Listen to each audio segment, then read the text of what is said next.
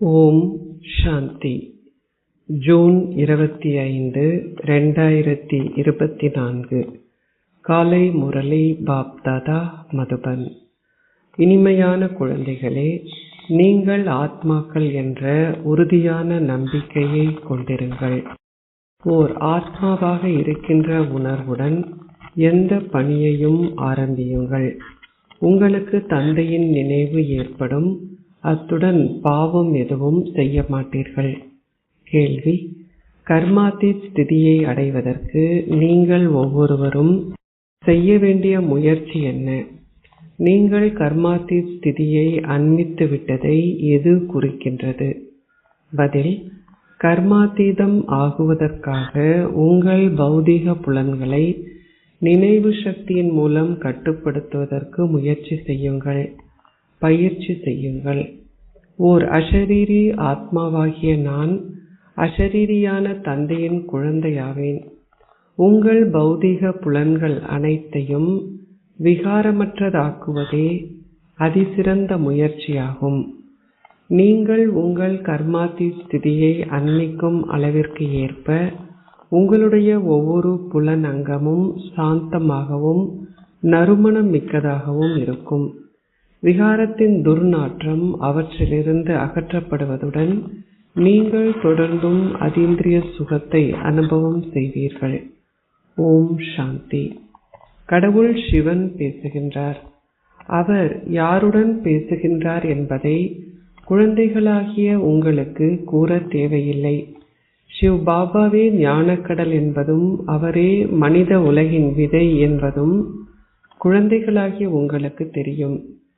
ஆகவே அவர் நிச்சயமாக ஆத்மாக்களுடன் பேசுவார். சிவ் பாபாவே உங்களுக்கு கற்பிக்கின்றார் என்பதை குழந்தைகளாகி நீங்கள் புரிந்து கொள்கிறீர்கள். பாபா என்ற வார்த்தையை பயன்படுத்துவதால் அது பரமாத்மாவாகிய பாபாவை குறிக்கிறது என்பதை நீங்கள் புரிந்து கொள்கிறீர்கள். மனிதர்கள் அனைவரும் அந்த பரமாத்மாவை தந்தையாக குறிப்பிடுகின்றனர்.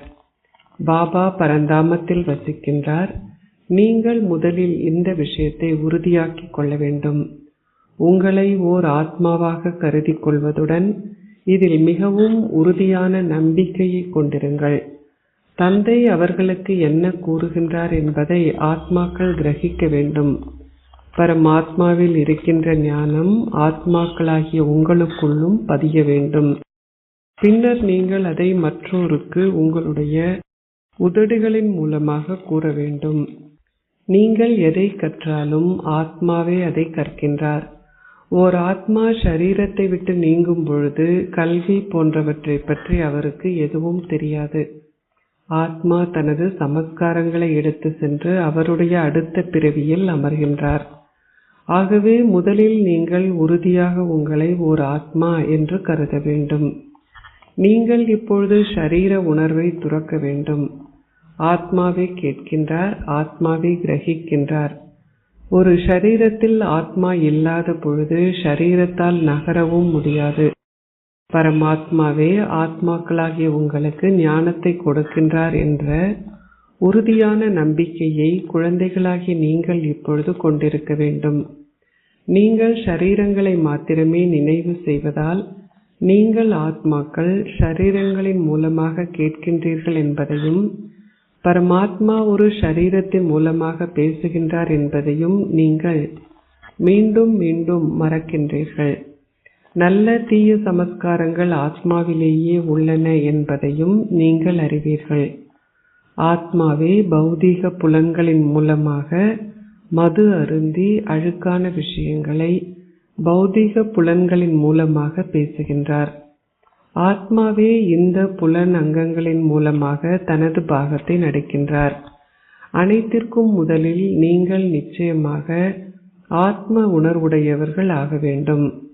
தந்தை ஆத்மாக்களுக்கு கற்பிக்கின்றார். பின்னர் ஆத்மாக்கள் இந்த ஞானத்தை மீண்டும் தங்களுடன் எடுத்து செல்கின்றனர். பரமாத்மா அங்கு ஞானத்துடன் வசிப்பதை போன்று ஆத்மாக்களாகிய நீங்கள் இந்த ஞானத்தை உங்களுடன் எடுத்து செல்கின்றீர்கள். நான் குழந்தைகளாகிய உங்களை இந்த ஞானத்துடன் திரும்பவும் வீட்டிற்கு அழைத்து செல்கின்றேன். பின்னர் ஆத்மாக்களாகிய நீங்கள் உங்களுடைய பாகங்களை நடிப்பதற்கு கீழே வர வேண்டும். புதிய உலகில் வெகுமதியை அனுபவம் செய்வதே உங்கள் பாகமாகும். ஆனால் நீங்கள் ஞானத்தை மறக்கின்றீர்கள். நீங்கள் இவை அனைத்தையும் மிகவும் நன்றாக கிரகிக்க வேண்டும். அனைத்திற்கும் முதலில் நீங்கள் ஓர் ஆத்மா என்பதை மிகவும் ஆழமாக உறுதியாக்கிக் கொள்ள வேண்டும். இதை மறக்கின்ற பலர் உள்ளனர். நீங்கள் உங்களின் மீதே பெருமளவு முயற்சியை செய்ய வேண்டும். நீங்கள் முயற்சி செய்யாமல் உலகின் அதிபதிகள் ஆக முடியாது. இந்த ஞானம் புதியது என்பதால் நீங்கள் மீண்டும் மீண்டும் இந்த கருத்துக்களை மறக்கின்றீர்கள். நீங்கள் ஓர் ஆத்மா என்பதை மறந்து ஷரீர உணர்வுடையவர்கள் ஆகும்பொழுது நீங்கள் ஏதாவதொரு பாவத்தை செய்கின்றீர்கள். ஆத்ம உணர்வில் இருக்கும் பொழுது நீங்கள் பாவம் செய்ய மாட்டீர்கள். உங்களுடைய பாவங்கள் அழிக்கப்பட்டுவிடும். பின்னர் அரை கல்பத்திற்கு பாவங்கள் செய்யப்பட முடியாது. ஆகவே ஆத்மாக்களாகிய நீங்களே கற்கின்றீர்கள், ஷரீரங்கள் அல்ல என்ற உறுதியான நம்பிக்கையை கொண்டிருங்கள். முன்னர் நீங்கள் ஷரீரதாரிகளிடமிருந்து வழிகாட்டல்களை பெறுவது வழக்கமாகும். இப்பொழுது நீங்கள் தந்தையிடமிருந்து ஸ்ரீமத்தை பெறுகின்றீர்கள். இது புதிய உலகிற்கான முற்றிலும் புதிய ஞானமாகும். நீங்கள் அனைவரும் புதியவர்கள் ஆகுவீர்கள். இதில் குழப்பமடைய தேவையில்லை. நீங்கள் எண்ணற்ற முறை பழையவர்களிலிருந்து புதியவர்களாகவும் புதியவர்களிலிருந்து பழையவர்களாகவும் மாறி உள்ளீர்கள்.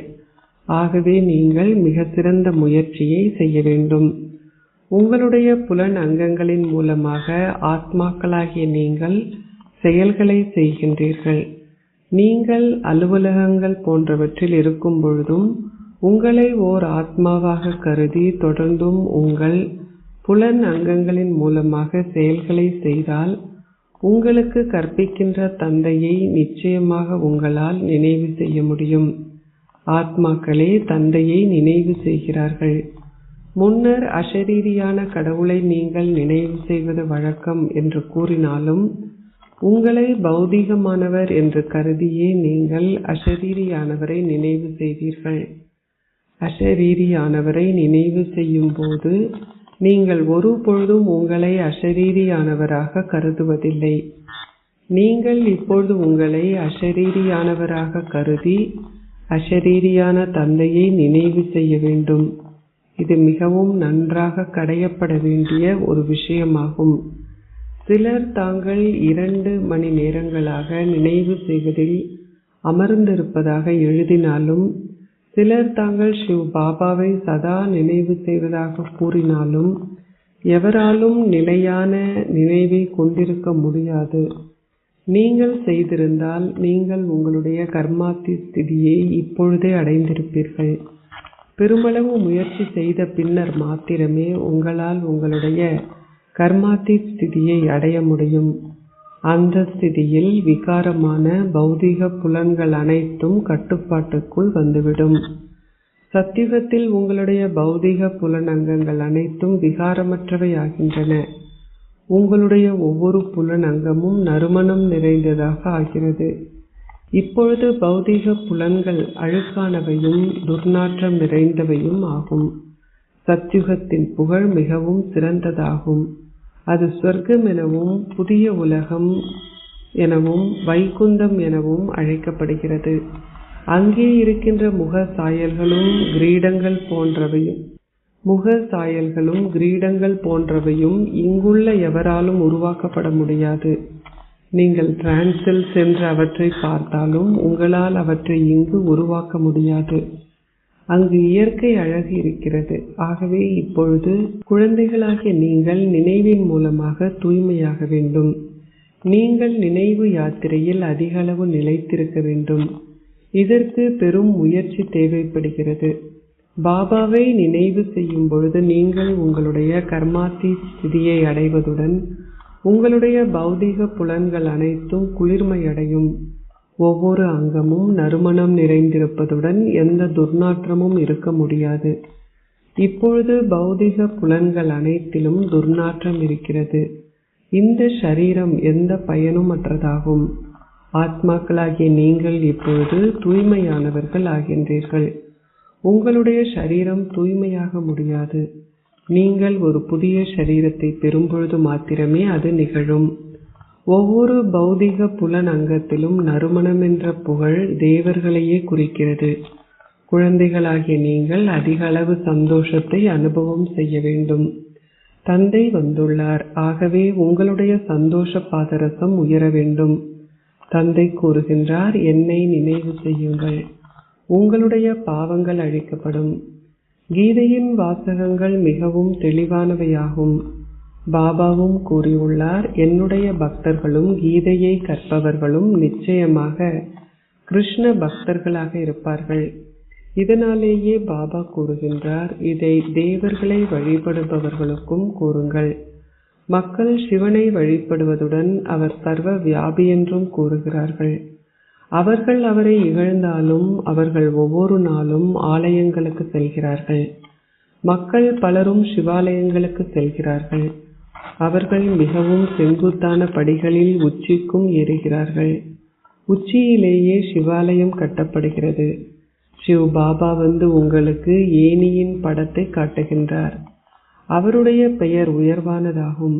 அவருடைய வசிப்பிடமும் உயர்ந்ததாகும். மக்கள் மிகவும் மேலே உச்சிக்கு செல்கிறார்கள். பத்ரிநாத்திலும் அமர்நாத்திலும் சிவனுக்கு ஆலயங்கள் இருக்கின்றன. அவர் எங்களை மேன்மையாக்குவதால் அவர்கள் அவருக்கு உயரத்திலேயே ஒரு ஆலயத்தை கட்டுகிறார்கள். இங்கும் ஒரு குரு ஷிகர் ஆலயம் ஒரு மலையில் உயர்ந்த இடத்தில் காட்டப்பட்டுள்ளது. அதிமேலான தந்தை இங்கு அமர்ந்திருந்து உங்களுக்கு கற்பிக்கின்றார். சிவ் பாபா வந்து உங்களுக்கு கற்பிக்கின்றார் என்பது உலகிலுள்ள வேறு எவருக்கும் தெரியாது. அவர் சர்வ வியாபி என்று அவர்கள் கூறுகிறார்கள். இப்பொழுது உங்கள் முன்னால் இலக்கும் லட்சியமும் உள்ளது. தந்தையை தவிர வேறு யார் இது உங்களுடைய இலக்கும் லட்சியமும் என்று கூறுவார்கள்? தந்தை மாத்திரமே இதனை குழந்தைகளாகிய உங்களுக்கு கூறுகின்றார். நீங்கள் சத்திய நாராயணனின் கதையையும் கேட்டீர்கள். அம்மக்கள் கடந்த காலத்தில் இடம்பெற்ற சமய கதைகளின் விஷயங்களை கூறி அடுத்து என்ன நிகழ்ந்தது என்பதை உங்களுக்கு கூறுகிறார்கள். இதுவும் ஒரு கதை என்று அழைக்கப்படுகிறது. அந்த மேலான தந்தை உங்களுக்கு ஒரு மகத்தான கதையை கூறுகின்றார். இக்கதை உங்களை மிகவும் மேன்மையானவர்களாக ஆக்கும். நீங்கள் அதை எப்பொழுதும் நினைவு செய்வதுடன் அதை வேறு பலருக்கும் கூற வேண்டும். இக்கதைகளை கூறுவதற்கு நீங்கள் அருங்காட்சியகங்களையும் கண்காட்சியகங்களையும் உருவாக்குகின்றீர்கள். 5000 வருடங்களுக்கு முன்னர் பாரதம் மாத்திரமே இருந்ததுடன் அங்கு தேவர்கள் ஆட்சி செய்தார்கள். இது உண்மையான கதையாகும். இதை வேறு எவராலும் உங்களுக்கு கூற முடியாது. விருட்சத்தின் உயிருள்ள பிரபுவாகிய தந்தை இந்த நிஜமான கதையை உங்களுக்கு விளங்கப்படுத்துகின்றார். அதன் மூலமாக நீங்கள் தேவர்கள் ஆகின்றீர்கள். இதில் தூய்மையே பிரதான விஷயமாகும். நீங்கள் தூய்மையானவர்கள் ஆகாதுவிட்டால் உங்களால் கிரகிக்க முடியாதிருக்கும். ஒரு பெண் சிங்கத்தின் பாலை வைத்திருப்பதற்கு ஒரு தங்க பாத்திரம் தேவையாகும். அப்பொழுதே கிரகித்தல் இடம்பெற முடியும். உங்கள் காதுகள் ஒரு பாத்திரம் போன்றவையாகும். அவை ஒரு தங்க பாத்திரமாக இருக்க வேண்டும். அவை தற்சமயம் கற்கள் போன்றதாகும். அவை தங்கம் ஆகும் பொழுதே கிரகித்தல் இடம்பெற முடியும். நீங்கள் பெருமளவு கவனத்துடன் கேட்டு அதை கிரகிக்க வேண்டும். கதை இலகுவானதாகும். அது கீதையிலும் எழுதப்பட்டுள்ளது. அந்த மக்கள் கதைகளை கூறி ஒரு வருமானத்தை சம்பாதிக்கிறார்கள். கதைகளை கேட்பவர்களிடமிருந்து தங்களுடைய வருமானத்தை அவர்கள் சம்பாதிக்கிறார்கள். இங்கு உங்களுக்கும் ஒரு வருமானம் உண்டு. ஒரே நேரத்தில் 2 விதமான வருமானமும் தொடர்கிறது. இரண்டுமே வருமானமாகும். உங்களுக்கு கற்பிக்கப்படுகிறது. அவர் கூறுகின்றார், மன்மனாபவாக இருங்கள், தூய்மையாகுங்கள். வேறு எவராலும் இதை கூறவும் முடியாது. எவரும் மன்மனாபவ் என்னும் நிலையில் இருப்பதும் இல்லை. தூய்மையின் மூலமாக இங்கு படைப்பு இருப்பதால் இங்கு மனிதர்கள் எவருமே தூய்மையானவர்களாக இருக்க முடியாது. ராவண ராஜ்யம் கலியுக இறுதி வரை தொடர வேண்டும். அந்த ராஜ்யத்திலேயே நீங்கள் தூய்மையானவர்கள் ஆக வேண்டும். மனிதர்கள் அல்லாது தேவர்களே தூய்மையானவர்கள் என்று கூறப்படுகிறார்கள். சந்நியாசிகளும் மனிதர்களே, ஆனால் அவர்களுடைய சமயம் துறவற பாதையாகும். தந்தை கூறுகின்றார், என்னை நினைவு செய்யுங்கள். அவர்களுடைய சமயம் துறவற பாதையாகும். நீங்கள் தூய்மையாகுவீர்கள். பாரதத்தில் எப்பொழுதும் இல்லற பாதையின் ராஜ்யம் இருந்து வருகிறது. துறவற பாதையில் உள்ளவர்களுடன் உங்களுக்கு எந்த தொடர்பும் இல்லை. இங்கு கணவன் மனைவி இருவருமே தூய்மையானவர்கள் ஆக வேண்டும். 2 சக்கரங்களும் ஒத்திசையும் போது அது நல்லதே. இல்லாதுவிட்டால் அங்கு சண்டை இருக்கும். அங்கு தூய்மையின் காரணமாக சண்டை உள்ளது. வேறு எந்த ஆன்மீக ஒன்று கூடலிலும் தூய்மையின் காரணத்தால் ஏதாவது சண்டை உள்ளதென நீங்கள் ஒருபொழுதும் கேள்விப்பட்டிருக்க மாட்டீர்கள். தந்தை வரும்போது ஒருமுறை மாத்திரம் இந்த சண்டை இடம்பெறுகிறது. சாதுக்கள் அல்லது புனிதர்கள் எப்பொழுதாவது அப்பாவிகள் அடிக்கப்படுவதாக கூறுகின்றார்களா? இங்கு புதல்விகள் கூவி அழைக்கிறார்கள், பாபா எங்களை காப்பாற்றுங்கள். தந்தையும் கேட்கின்றார், நீங்கள் தூய்மையற்றவர்கள் ஆக மாட்டீர்கள், அப்படித்தானே? காமமே மிகப்பெரிய எதிரியாகும். நீங்கள் முழுமையாகவே வீழ்கின்றீர்கள். இந்த காம விகாரமே அனைவரையும் ஒரு பேணினும் ஒரு பெண்ணி ஒரு சத பெறுமதியற்றவர்கள் ஆக்கியுள்ளது. தந்தை கூறுகின்றார், நீங்கள் 63 பிறவிகளாக விபச்சார விடுதியில் தங்கி உள்ளீர்கள். இப்பொழுது தூய்மையாகி சிவாலயத்திற்கு செல்லுங்கள். இது ஒரு பிறவியிலேயே தூய்மையாகுங்கள். சிவ் பாபாவை நினைவு செய்யுங்கள். நீங்கள் சொர்க்கமாகிய சிவாலயத்திற்கு செல்வீர்கள். எவ்வாறாயினும் காம விகாரம் மிகவும் சக்தி வாய்ந்ததாகும். உங்களை அது பெருமளவு தொல்லைப்படுத்துகிறது. அதில் பெருமளவு கவர்ச்சி உள்ளது. அக்கவர்ச்சி அகற்றப்பட வேண்டும். நீங்கள் வீடு திரும்ப வேண்டியுள்ளதால் நீங்கள் நிச்சயமாக தூய்மையாக வேண்டும். இங்கு எப்பொழுதும் ஆசிரியர் அமர்ந்திருக்க மாட்டார். ஒரு குறுகிய காலத்திற்கே கல்வி தொடரும். உங்களுக்கு இது தன்னுடைய ரதம் என பாபா உங்களுக்கு கூறியிருக்கின்றார். அவர் உங்களுக்கு ரதத்தின் வயதை கூறுகின்றார். தந்தை கூறுகின்றார், நான் அமரத்துவமானவர். என்னுடைய பெயர் அமரத்துவ பிரபு ஆகும். அவர் மறு பிறவி எடுப்பதில்லை என்பதால் அவர் அமரத்துவ பிரபு என்று அழைக்கப்படுகின்றார். உங்களை அவர் அரை கல்பத்திற்கு அமரத்துவமானவர்கள் ஆக்குகின்றார். இருந்தும் நீங்கள் இன்னமும் தொடர்ந்து மறு பிறவி எடுக்கின்றீர்கள். ஆகவே இப்பொழுது குழந்தைகளாகி நீங்கள் திரும்பவும் மேலே செல்ல வேண்டும். நீங்கள் உங்களுடைய முகத்தை அந்த திசையிலும் உங்களுடைய பாதங்களை மறு திசையிலும் வைக்க வேண்டும். ஆகவே பின்னர் நீங்கள் ஏன் உங்களுடைய முகத்தை மறு திசையில் திருப்புகின்றீர்கள், அதாவது பழைய உலகை நோக்கி? சிலர் கூறுகின்றார்கள், பாபா, நான் ஒரு தவறு செய்து எனது முகத்தை மறு திசையில் திருப்பினேன். எனவே நீங்கள் தவறான பாதையில் சென்றீர்கள் என்று அர்த்தமாகும். நீங்கள் தந்தையை மறந்து ஷரீர உணர்வுடையவர்கள் ஆகியதால் நீங்கள் தவறான பாதையில் சென்றீர்கள். தந்தை உங்களுக்கு அனைத்தையும் விளங்கப்படுத்துகின்றார்.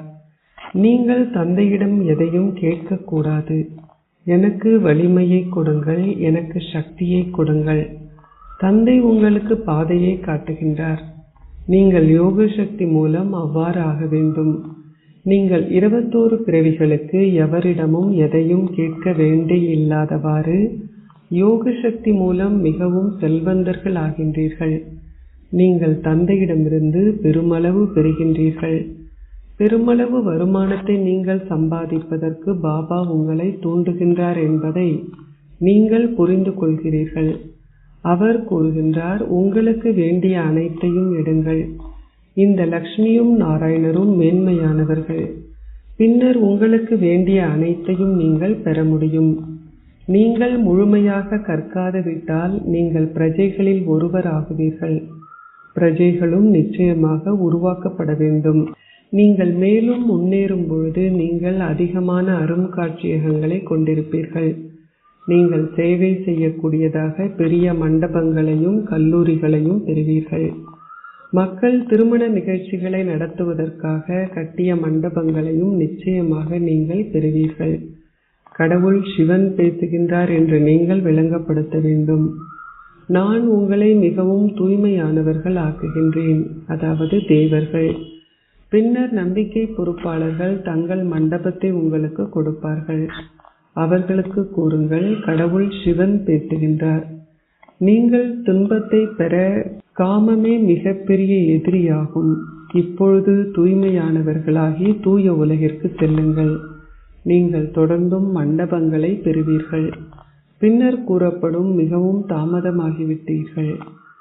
தந்தை கூறுகின்றார், பின்னர் நான் ஒரு பிரதிபலனை கொடுக்க வேண்டி இருக்கும் என்பதால் ஒன்றுமில்லாததற்காக நான் ஏன் உங்களிடமிருந்து எதையும் பெறமாட்டேன். குழந்தைகளின் பென்னிகள், அதாவது நாணயங்கள், ஒரு ஏரியையே உருவாக்குகின்றன.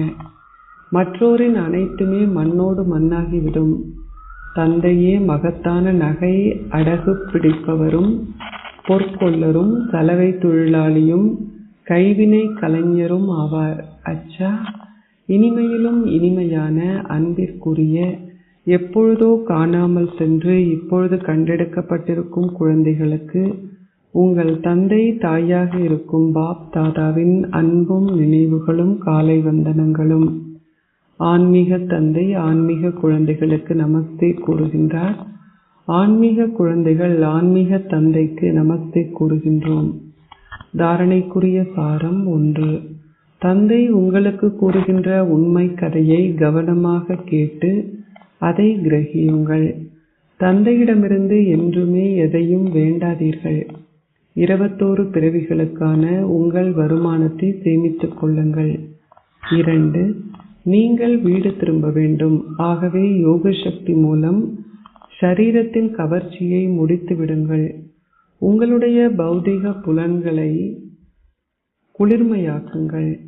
உங்கள் ஷரீர உணர்வுகள் அனைத்தையும் துறப்பதற்கு முயற்சி செய்யுங்கள். ஆசீர்வாதம்.